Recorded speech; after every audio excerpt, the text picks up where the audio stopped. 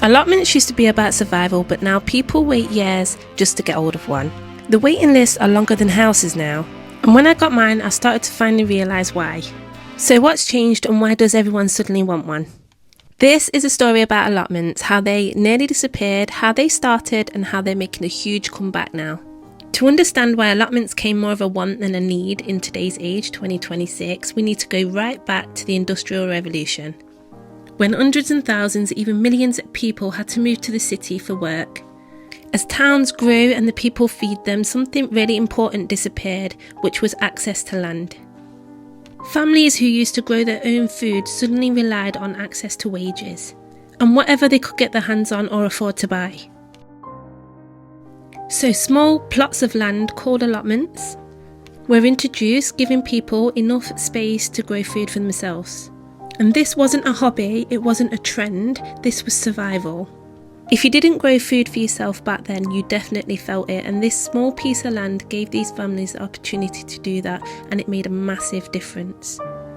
But suddenly allotments became even more important in times of crisis. Especially during World War I and World War II, food supplies was under pressure. Imports was really limited and rationing became everyday part of life. People was encouraged to grow their own food whenever they could, which then brought us on to Dig On for Victory, one of the biggest campaigns. This completely changed how people used to utilise their land. Parks was dug up and gardens was completely transformed. Empty spaces then became growing areas. In its peak, there was over 1 million allotments in the UK. Growing food was essential.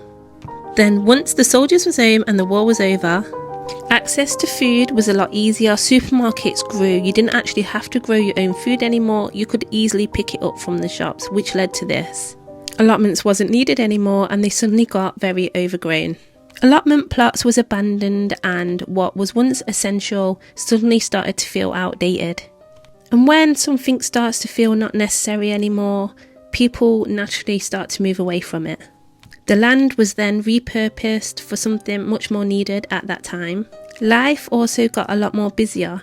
People's routines changed, they worked longer hours and growing food no longer fit into everyday life. The story doesn't stop there though, because something was happening at the same time. Fast life suddenly became slow again.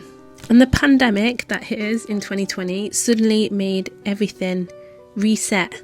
The fast, overwhelming, overworked digital life suddenly came to a halt. Fast-paced living shifted to something a lot more slower and a lot more real. And allotments, growing your own food and gardening fitted perfectly into that. Instead of being too busy to do things, we were suddenly looking for something to do. Access to supermarkets was there, but it was a completely different process to what we're used to, so growing our own food also became a lot more enticing. With everything suddenly becoming so fast and coming to a halt, people was actively looking for the slow life, gardening, watching things grow, doing things that our mamas and our granddads used to do, relaxing and taking things in step by step. These are the things that we are actively looking for in today, in 2026. Health and fitness and looking after ourselves is suddenly become a trend in the UK. Eating better and living better is also something that we are all more aware of what we should do to prevent certain diseases. Access to information on growing your own vegetables is a lot wider available nowadays. There's a lot of online influencers, a lot of gardening gurus that we can follow, so things become a little bit easier than what our grandma and granddads or our parents used to do. This has led to a higher trend of people applying for allotment plots, and as I have seen firsthand, waiting lists can take forever and ever. When I applied for one, I didn't expect to wait, I expected to get one straight away. Demand was very high and it became aware very quickly that I wasn't the only one that was trying to get one. And when I did eventually get my plot, I wasn't aware of the amount of work that I would have to put into it from the start. It was very overgrown. You're not just buying something, you're building something over time, and that's what keeps us coming back over and over again. And once you start watching things grow, that bug is hard to get rid of. You have to keep coming back. Allotment started as a necessity, something that people had to do, something that people relied on in order to survive. Then they faded away as life became faster and things became more convenient. And now they're back again for completely different reasons. Food prices are again once soaring. Something that used to cost us £2 now is going to cost us £4.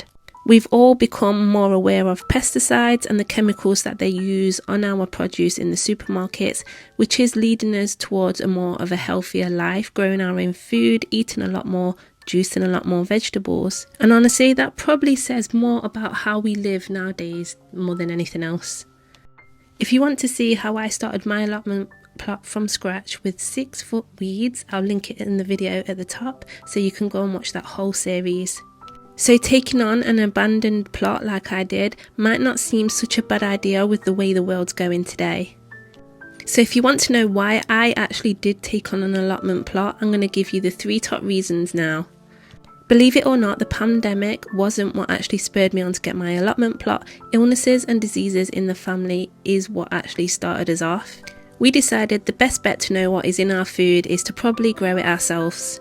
We do as a family also enjoy being outside, so this is something that we actually enjoyed, clearing the plot, getting rid of all the rubbish and setting it up from scratch just exactly how we wanted to. And when we actually started growing, we didn't actually find it too hard. We thoroughly enjoyed eating our own produce. The plot is so big, we did actually share a lot of our food with our friends and family as well. Another reason why is touching soil, watching things grow is really good for your mind, your mental health. And the third thing that we really wanted an allotment plot is because we also have a now 4-year-old son who likes growing things.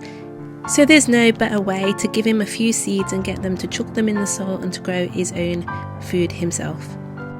Let me know in the comments how long you was on the waiting list for your allotment plot.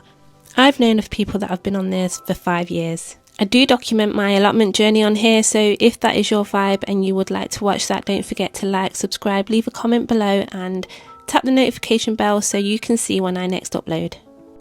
So to conclude, I do believe that allotment plots are becoming a lot more popular, and they will be even more so by the end of next year. As the current climate and the wars that are going on in the Middle East, I do believe that prices are going to soar and everyone is going to look for a cheaper option, which growing your allotment produce didn't used to be in the last 10 years. But now as things are rising, I do believe some things may be cheaper to grow yourself.